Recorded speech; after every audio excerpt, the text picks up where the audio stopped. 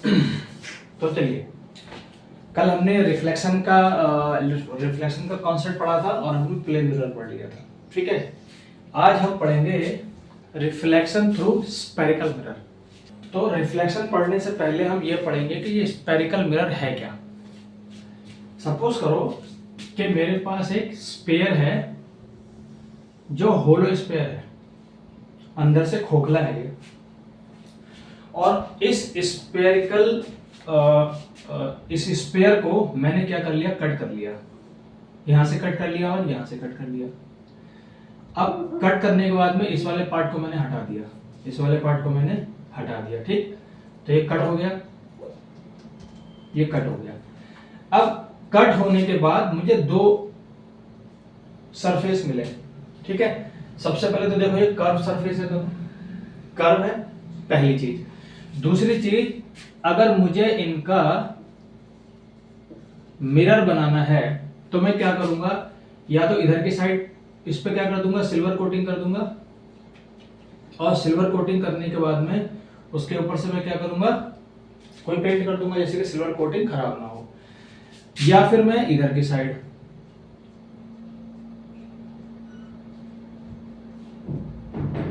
Silver coating कर दूंगा और इसके ऊपर से पेंट कर दूंगा। अब ये जो मेरे को सरफेस मिले, इन सरफेस पे जब मैंने क्या किया, मैंने पेंट कर लिया सिल्वर कोटिंग के साथ, तो ये जो मुझे मिले ये दोनों क्या हैं, ये दोनों हैं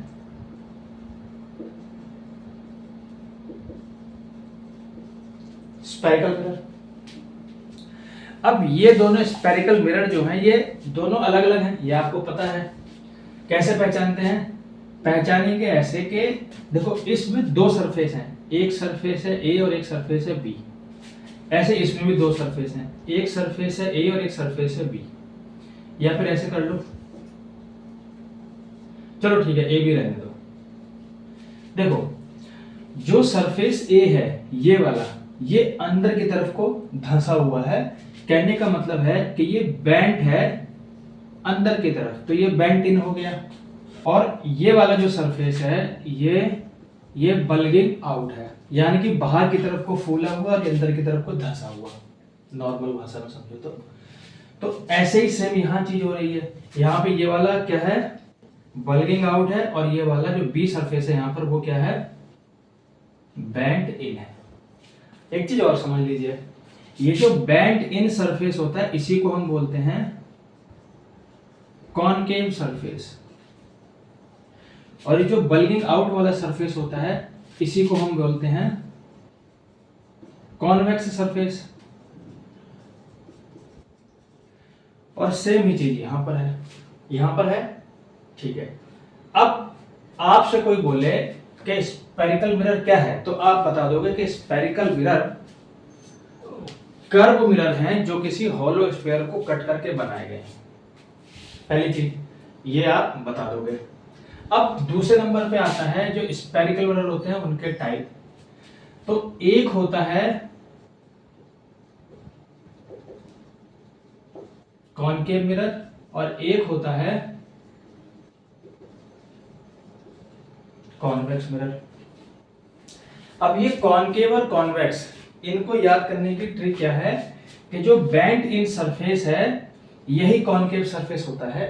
तो कहने का मतलब ये कि अगर कोई लाइट रे आ रही है और लाइट रे रिफ्लेक्ट हो कौन से सरफेस से, बेंट इन वाले सरफेस से। जो सरफेस ऐसे अंदर की तरफ को है, इधर की तरफ पेंट कर दिया, तो इस वाले सरफेस से जो रिफ्लेक्शन होगा। ठीक है, तो अगर ऐसा कोई मिरर है जो अपने बेंट इन सरफेस से रिफ्लेक्शन कर दे रहा है तो उसको क्या बोलेंगे, कॉनकेव मिरर। और ऐसा कोई मिरर जो अपने बल्गिंग आउट वाले सरफेस से रिफ्लेक्शन करके दे रहा है उसको क्या बोलेंगे, कॉन्वेक्स मिरर। क्लियर है बात। तो जैसा सरफेस का नाम है, जिस सरफेस से रिफ्लेक्शन हो रहा है वैसा ही उस मिरर का नाम रख दिया गया। ये क्लियर हो गई, ठीक, सही, ठीक है। और ये जो मिरर बन रहा है ये होलो स्फीयर से बन रहा है, तो उसी होलो स्फीयर में से हमने दो मिरर कट कर लिए। ठीक है, क्लियर है बात। अब हम इसमें छोटी छोटी टर्म्स है, पहले उनको समझेंगे। अब मैं इसी फिगर को दोबारा से बना रहा हूँ, फिर बाद में एक एक चीज एक्सप्लेन कर दूंगा। तो जैसे मैंने मान लीजिए एक स्पेयर ले लिया और इस स्पेयर को मैंने कट किया। कट करने के बाद जो कट वाला हिस्सा है वो ये है। अब जब मैंने इस स्पेयर को लिया होगा तो इस स्पेयर का एक सेंटर भी होगा, ये इस स्पेयर का सेंटर है, ठीक है। इस सेंटर से हमने एक लाइन ऐसे बना दी जो इस स्पेयर को बिल्कुल आधा आधा कट कर रही थी। तो जब ये लाइन जाएगी तो ये हमारे जो दोनों मिरर आए हैं, इन मिरर को भी क्या करेगी, आधा आधा कट करेगी। ये बीच वाला हिस्सा है नहीं भाई, इसको मैं थोड़ा और हटा दे रहा हूँ, थोड़ा सा ये कटा हुआ हिस्सा है, समझाने के लिए बता रहा हूँ, कुछ टर्म समझाऊंगा इसलिए। ये ऐसे करके जाएगी, ठीक। अब एक मिरर ये है, मतलब एक सरफेस ये मिला और एक सरफेस ये मिला। अब मैंने क्या किया, इनको मिरर बनाता हूं मैं। तो मैंने क्या किया, इसमें एज यूजुअल अंदर की तरफ पेंट कर दिया सिल्वर कोटिंग करके, और उस सिल्वर कोटिंग को मैंने सेफ्टी देने के लिए पेंट कर दिया, ऐसे इस पे कर दिया बाहर की तरफ, ठीक है। तो हम सबसे पहले देखेंगे सेंटर ऑफ कर्वेचर। देखिए सेंटर ऑफ कर्वेचर क्या है। मान लीजिए आपने स्पेयर लिया, उस स्पेयर को आपने कट करके और यहाँ पर आपने दो मिरर बना दिए, एक मिरर ये बना दिया, एक मिरर ये बना दिया। अब मैं आपको बता चुका हूं कि ये क्या है, ये आपका कॉन्वेक्स मिरर है और ये क्या है आपका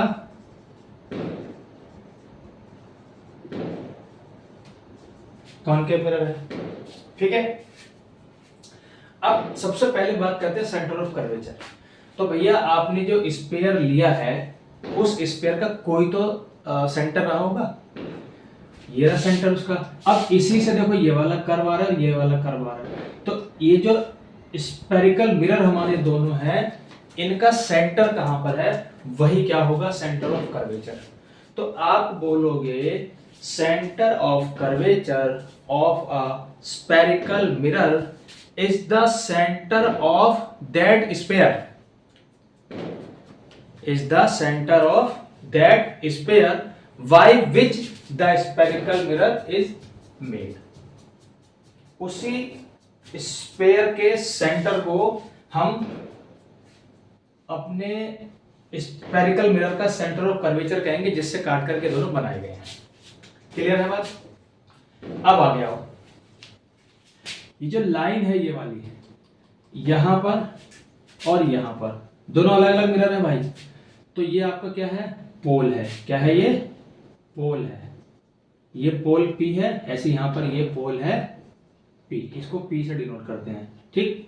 अब ये पोल क्या है, तो पोल को आप दो तरीके से डिफाइन कर सकते हो। सबसे पहले नंबर पर डिफाइन करते हैं हम प्रिंसिपल एक्सिस से, वो हम आपको बाद में बताएंगे, ठीक है।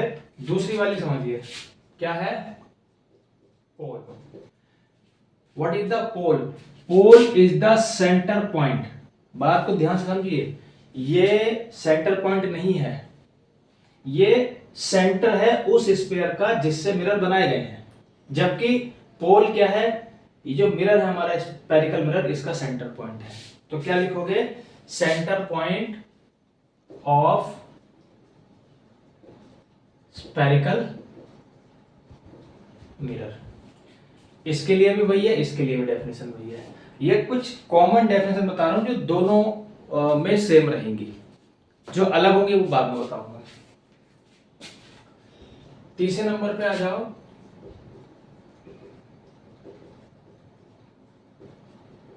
Principal axis. Principal axis is the straight line which passes through the center of curvature and pole of the spherical mirror। एक ऐसी लाइन जो पोल और सेंटर ऑफ कर्वेचर से होकर के जाती है। अच्छा यहाँ पर एक चीज बताना भूल गया मैं, जो सेंटर ऑफ कर्वेचर होता है उसको C से डिनोट करते हैं, ठीक है। तो प्रिंसिपल एक्सिस क्या है, सेंटर ऑफ कर्वेचर और पोल से होकर के जाने वाली लाइन है, ठीक। फोर्थ नंबर पे आ जाओ,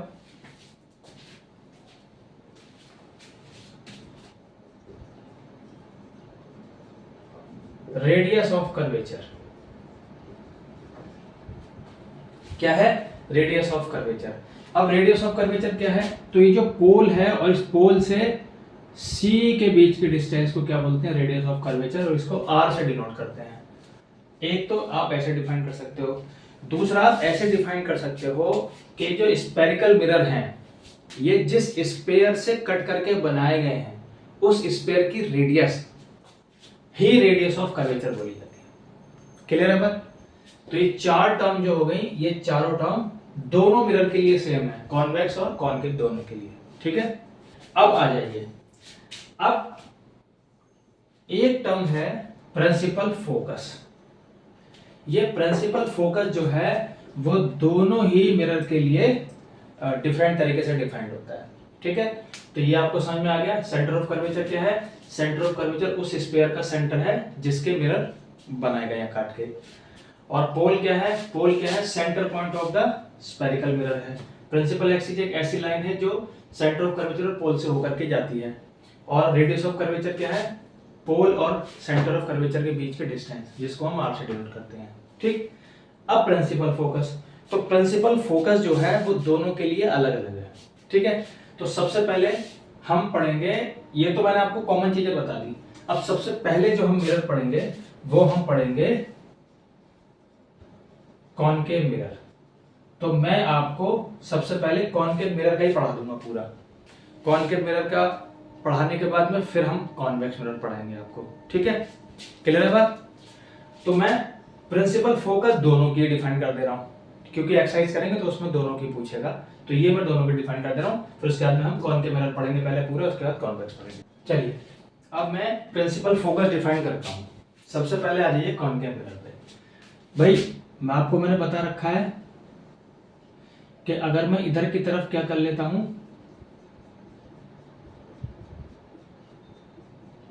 इधर की तरफ सिल्वर कोटिंग कर देता हूं, तो हमारा ये वाला सरफेस बचेगा, चमकता हुआ सरफेस यही बचेगा, शाइनी सरफेस, तो इसी से रिफ्लेक्शन होगा। अब आपको पता है कि ये एक प्रिंसिपल एक्सिस है, ये पोल P और सेंटर ऑफ कर्वेचर C से होकर के जाएगी। ठीक है, देखिए कॉनकेव मिरर की पहचान ये होती है, उसकी प्रॉपर्टी ये होती है कि कॉनकेव मिरर क्या करता है, इसके प्रिंसिपल एक्सिस के पैरेलल जो आने वाली लाइट रेज होती हैं,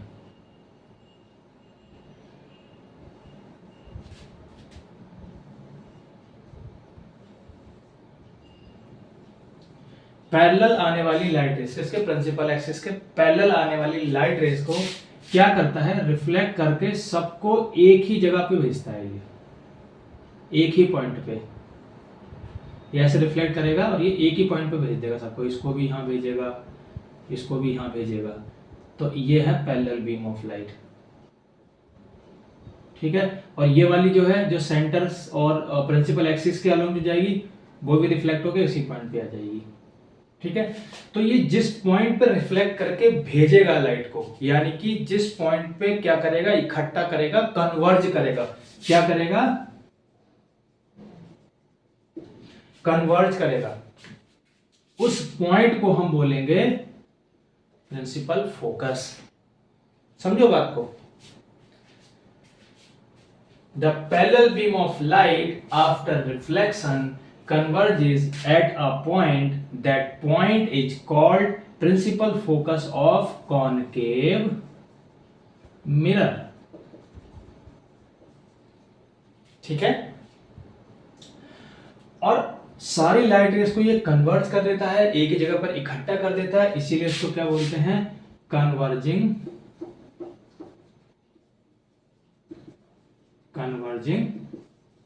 मिरर। तो हमें एक नया नाम मिल गया किसके लिए, कॉनकेव मिरर के लिए, कन्वर्जिंग मिरर। तो इसकी प्रिंसिपल फोकस डिफाइंड हुई।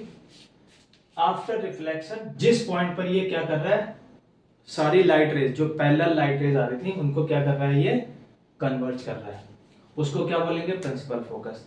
ये तो आपका हो गया कॉनकेव मिरर के लिए। अब बात करते हैं कॉन्वेक्स मिरर की। तो कॉनकेव मिरर को हमने क्या बोला, कन्वर्जिंग मिरर बोल दिया। ठीक है, अब आ जाइए कॉन्वेक्स के लिए। अब कॉन्वेक्स बना लेता हूं मैं। कॉन्वेक्स में बेंट इन वाले पार्ट पे हम लोग सिल्वर कोटिंग कर लेते हैं, और बल्गिंग आउट वाला पार्ट मींस कॉन्वेक्स पार्ट जो होता है वो रह जाता है, उसी से रिफ्लेक्शन होता है। तो जो पार्ट रिफ्लेक्शन कर रहा है उसी के नाम पे हमने नाम रख दिया कॉन्वेक्स मिरर। यहाँ पर आपका क्या होगा, यहाँ पर आपका यहाँ पर आपका पोल होगा, और अब ये जो है इधर की तरफ से बनाया गया है, तो ये क्या हो गया, ये आपका यहाँ पे ले लीजिए, इसका सेंटर ऑफ कर्वेचर। ठीक, क्लियर है बात। अब क्या होगा, अब लाइट रेज आएंगी ऐसे करके,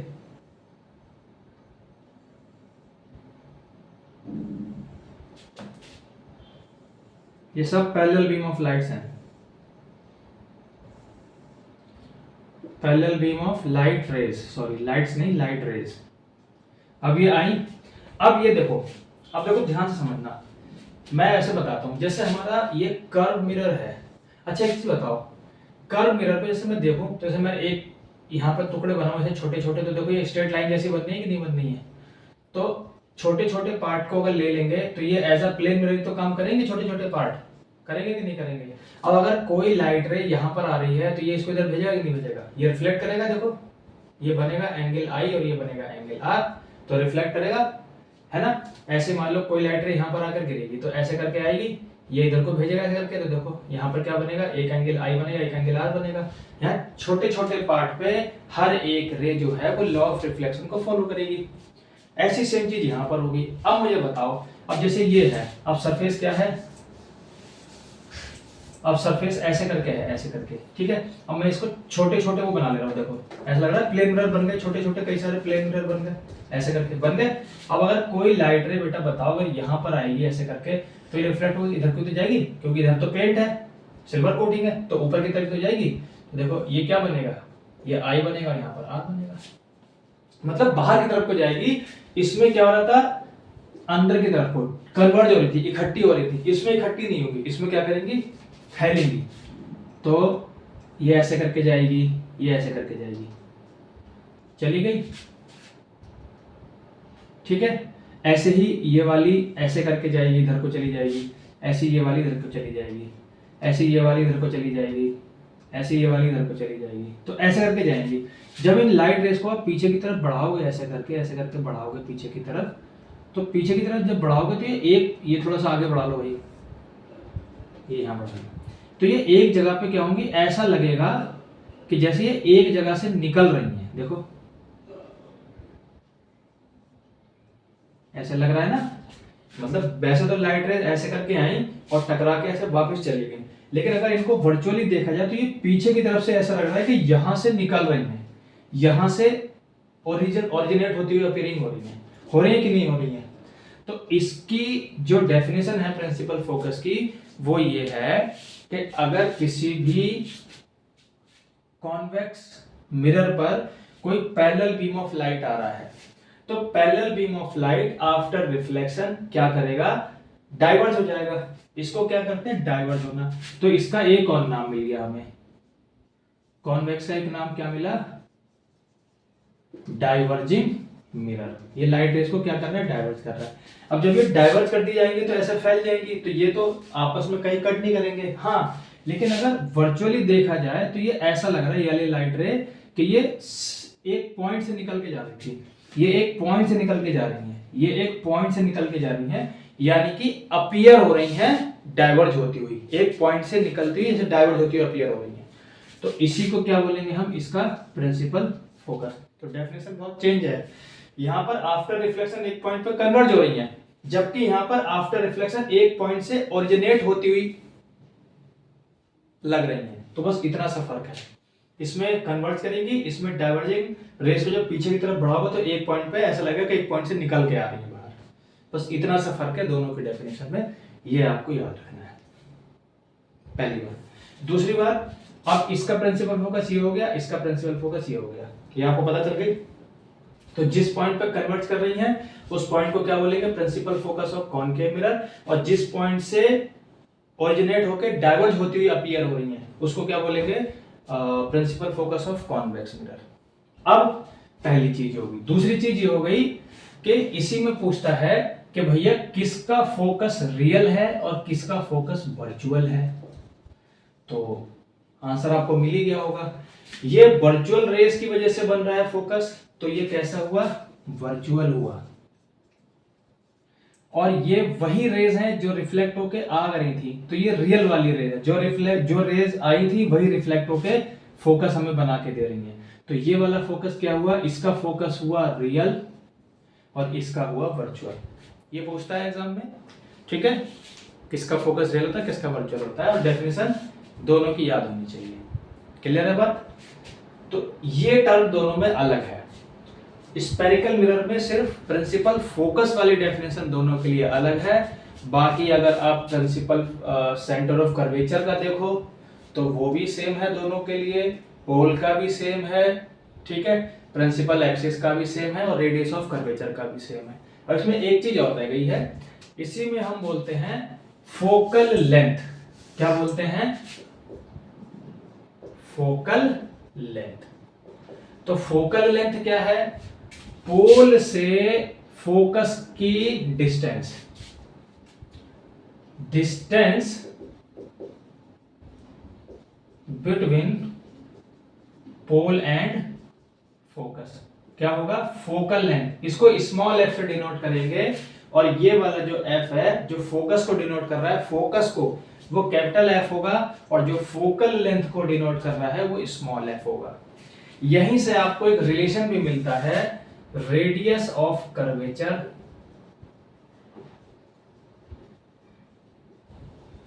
एंड फोकल लेंथ का। क्या होगा? जो रेडियस ऑफ कर्वेचर है वो आपकी कैपिटल आर है और जो फोकल लेंथ है वो स्मॉल एफ है। अब ध्यान से देखो भाई, ये क्या है? एफ फोकस यानी कि स्मॉल एफ, और ये बड़ी वाली क्या है? आर। अब एफ में और आर में एक रिलेशन होता है कि जो फोकल लेंथ होती है वो रेडियस ऑफ कर्वेचर की हाफ होती है। फिगर में दिखाई दे रहा है, यहां भी दिखाई दे रहा है, देखो यहां से यहां तक क्या है? P से लेकर के C तक R है और P से लेके F तक स्मॉल f है ना? तो आपका एक रिलेशन होता है R is equal to 2F। ये रिलेशन आपको याद रखना है क्योंकि इससे बहुत सारे क्वेश्चन वो मतलब एक आध क्वेश्चन, बहुत सारे नहीं, एक आध क्वेश्चन जरूर आ जाता है, ठीक है। ये बात क्लियर हुई? R इक्वल टू 2F होता है या फिर F equal to R upon 2। ये फोकल लेंथ और रेडियस ऑफ कर्वेचर में रिलेशन है। इतनी बात क्लियर है? अब आगे बढ़ते हैं। अब हम जो फोकस है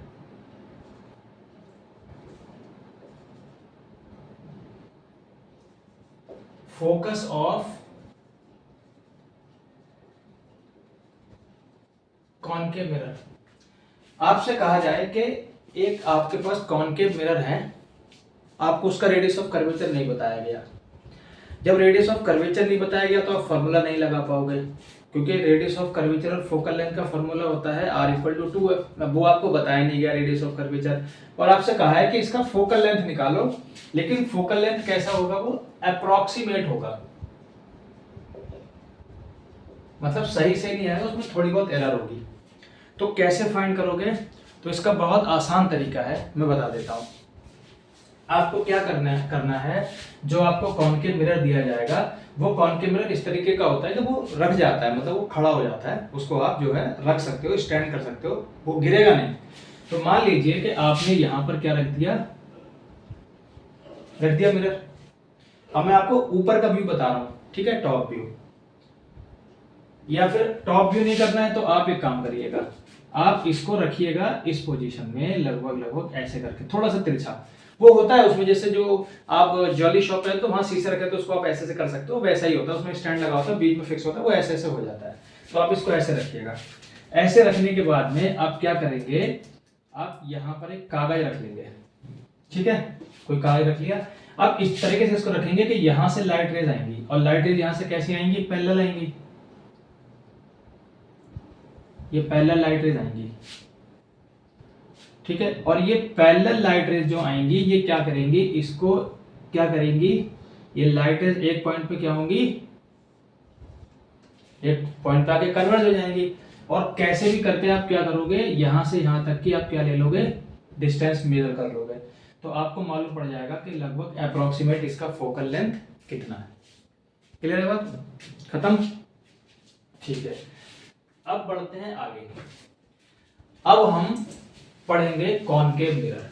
अब कॉनकेव मिरर में हम क्या पढ़ेंगे, सबसे पहले को इंपॉर्टेंट है कॉनकेव मिरर और कॉन्वेक्स मिरर, ये इमेज बनाते हैं। तो सबसे पहले तो इनका इमेज फॉर्मेशन देखेंगे। इमेज फॉर्मेशन को समझने से पहले हम कुछ रूल पढ़ेंगे जो कॉनकेव मिरर फॉलो करेगा जब रे उस पर आकर के फॉल होगी। वो रूल क्या है वो आप समझ लीजिए। जैसे हेडिंग होता है rule for image forming by concave mirror. ये केस नहीं है, ये 6 जो केसेस हैं वो नहीं, ये रूल है। सबसे पहला रूल समझिए। मान लीजिए मेरे पास कोई कॉनकेव मिरर है, ये कॉनकेव मिरर होता है, ठीक है। एक ही फिगर में समझाऊंगा, सारे ध्यान से देखो। ये एक लाइट रे गई, ये क्या है, पोल है, और यहां पे आप इसका फोकस ले लीजिए और यहां पर आप इसका सेंटर ऑफ कर्वेचर ले लीजिए। ये सब आपको पता ही है कि यहां से यहां तक ये रेडियस ऑफ कर्वेचर है और यहां से यहां तक ये आपकी क्या है, फोकल लेंथ है। यहां पर अभी हम इसको नहीं देखेंगे, तो इसको मैं हटा देता हूं, ठीक है। मैंने आपको बता दिया कि याद रहेगा कि हाँ ये है। अब सबसे पहला इसमें रूल क्या है, सॉरी पैरेलल रे नहीं, light ray parallel to the principal axis. अगर कोई लाइट रे प्रिंसिपल एक्सिस के पैरेलल आती है तो क्या होगा। अब कोई भी लाइट रे ऐसे करके आई, प्रिंसिपल एक्सिस के पैरेलल आई, और मैंने आपको बता दिया था कि जो पैरेलल आने वाली लाइट रेज होती हैं वो एक पॉइंट पे कन्वर्ट करती हैं, उस पॉइंट को क्या कहते हैं, फोकस कहते हैं। तो मतलब कि जो पैरेलल लाइट रे आएगी कॉनकेव मिरर के केस में, जो लाइट रे पैरेलल आएगी वो हमेशा फोकस से निकल के जाएगी, हमेशा फोकस से पास होकर के जाएगी। क्लियर है बात। ये पहला रूल है। दूसरा रूल क्या है, light ray passes through focus. अब अगर कॉनकेव मिरर, हम कॉनकेव मिरर पढ़ रहे हैं पहले, तो अगर कॉनकेव मिरर है और कॉनकेव मिरर में कोई लाइट रे ऐसी, अब मैं इसी लाइट रे को चेंज कर दे रहा हूं, ठीक है। अब लाइट रे क्या हुआ, ऐसे करके आई थी, ऐसे करके, और ये फोकस से गई, तो आफ्टर रिफ्लेक्शन ये क्या होगी, पैरेलल निकल जाएगी।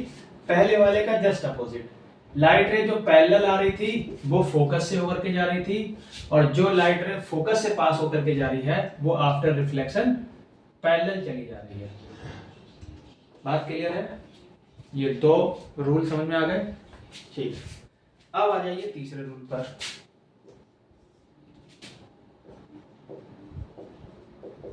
हाँ, ये वाली जो लाइट रे है ये आप ऐसे ना दिखा के इधर से भी दिखा सकते हो, कोई दिक्कत नहीं है। आप इसको इधर से भी दिखा सकते हो, ऐसे फोकस से गई तो आफ्टर रिफ्लेक्शन जाएगी पैरेलल ही, रूल चेंज नहीं होगा। बस आप ये चेंज कर सकते हो कि ऊपर से है या नीचे से, वो कोई से कोई फर्क नहीं पड़ेगा। तीसरा है light ray passes through centre of curvature C. अब सेंटर ऑफ कर्वेचर से जब लाइट रे होकर के जाएगी तब क्या होगा, तो देखो समझो बेटा। अच्छा एक चीज बताओ, मैथमेटिक्स में आपने 9th क्लास में पढ़ा होगा कि जो रेडियस होती है वो रेडियस टेंजेंट के साथ 90 डिग्री का एंगल बनाती थी। कोई भी सर्किल है, इस सर्किल में मान लीजिए आपने यहाँ पर कोई टेंजेंट बना लिया है, तो ये टेंजेंट रेडियस के साथ हमेशा 90 डिग्री बनाता था, ये आपको याद है। अब इमेजिन करो, और यही सेम चीज आपकी क्या होती है, यही सेम चीज आपकी स्फीयर में होती है। स्फीयर में यहाँ पे क्या है, ये टेंजेंट लाइन है, वहां पर हम एक पूरा सरफेस इमेजिन कर रहे हैं, प्लेन सरफेस, ठीक है। कॉन्सेप्ट थोड़ा वही है। अब जैसे मान लीजिए कोई लाइट रे है जो फोकस, जो आकर के कहां फॉल हुई, सी पर फॉल हुई। अब ये आगे की तरफ बढ़ेगी, ये वाला जो सरफेस है ना, ये यहाँ पर इसको एज अ प्लेन मिरर होगा, क्योंकि देखो ध्यान से देखो, ये मैंने बताया था प्लेन मिरर में, आपको बताया था कि कोई भी लाइट अगर प्लेन मिरर पे सीधी सीधी आती है, प्रिंसिपल एक्सिस के अलोंग आती है, या फिर सरफेस ऑफ प्लेन मिरर के 90 डिग्री पे आती है, तो जिस पाथ से आई थी उसी पाथ पे वापस चली जाएगी। यहाँ पर भी देखो सेम केस बन रहा है, ये लाइट रे ऐसे करके आई और ये बेचारी आई सी से, और ये यहाँ पर आकर सी नॉर्मली आकर के इस वाले मिरर के इस वाले पार्ट पर एज अ प्लेन मिरर जो काम कर रहा है, छोटे छोटे पार्ट है सब प्लेन मिरर की तरह काम करते हैं। स्फेरिकल मिरर जब बनाया जाता है तो प्लेन की तरह ही काम कर रहा है ये वाला पार्ट, तो ये प्लेन मिरर की तरह काम करेगा। तो ये बेचारी आकर इस पर 90 डिग्री पे ही फॉल हो गई, यानी कि नॉर्मली फॉल हो गई, और ये वापस इसी पाथ पे चली जाएगी। तो light ray passing through C reflect back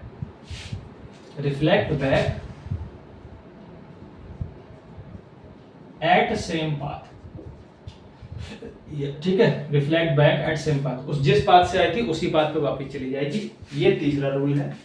और लास्ट और फोर्थ रूल क्या है वो समझो। लाइट रे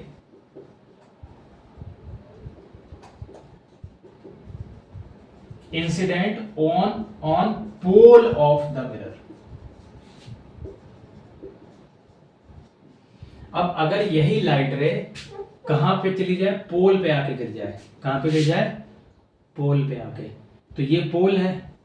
अब मैंने फिर आपको बताया कि मैं इस वाले पार्ट को इमेजिन करता हूं, तो ये देखो छोटा सा एक प्लेन मिरर की तरह बिहेव करेगा। अब कोई भी लाइट रे यहां से आई ऐसे करके और ये पोल पे आके गिरी, तो प्लेन मिरर क्या करता था, उसको सेम एंगल पर रिफ्लेक्ट कर देता था, सेम मीडियम में। तो ये बेचारी ऐसे आएगी और ऐसे करके पास होके चली जाएगी। तो ये आई है और ये आर है।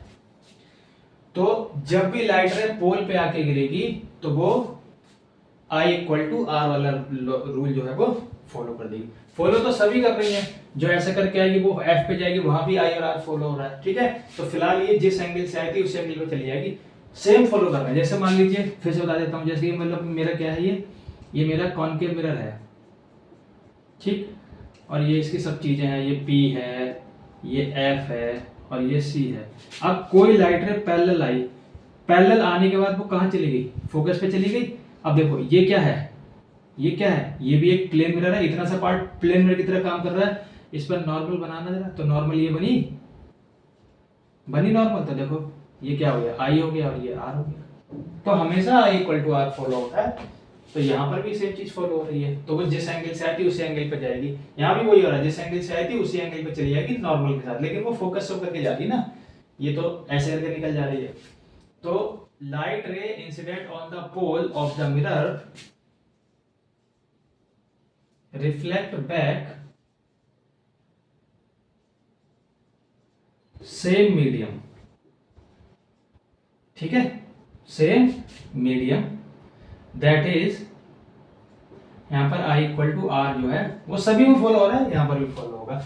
तो ऐसे करके आए थे और इसी मीडियम से वापस चली जाएगी। ये 4 रूल हैं, ये रूल आपको रटे हुए होने चाहिए, क्योंकि कल हम क्या पढ़ेंगे, मतलब नेक्स्ट क्लास में हम क्या पढ़ेंगे, केसेस पढ़ेंगे।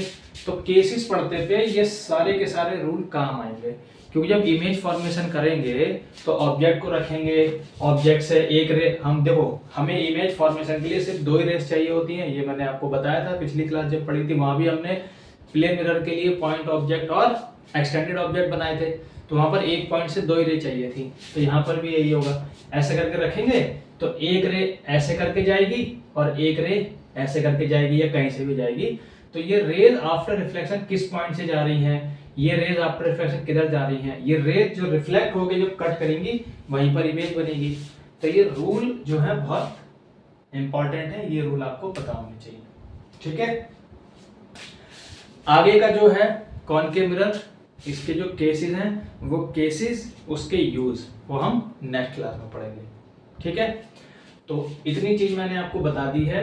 मैंने आपको क्या क्या बता दिया, मैंने आपको स्फेरिकल मिरर बता दिया, स्फेरिकल मिरर कितने टाइप के होते हैं मैंने ये आपको बता दिया, कौन सी डेफिनेशन दोनों के लिए कॉमन है ये भी बता दी, उनके डेफिनेशन भी बता दी, और कौन सी डेफिनेशन दोनों के लिए अलग अलग है, मैंने आपको ये भी बता दिया है, ठीक है। और उसके बाद में मैंने अप्रोक्सीमेटली कैसे इसका फोकस निकालेंगे कॉनकेव मिरर का, मैंने वो भी आपको बता दिया। और साथ में ये मैंने 4 रूल बताए। इतना आपको जो है रिवाइज होना चाहिए, ठीक है। और अब इसकी हम एक्सरसाइज कर लेंगे और फिर अगली क्लास में हम इसके केसेस पढ़ेंगे, ठीक है। तो थोड़ा सा इसको जब पढ़ने बैठे तो अपना जो ब्रेन है वो थोड़ा ओपन करके रखना, खोल के रखना, जिससे कि चीज़ें समझ में आए, ठीक है ना।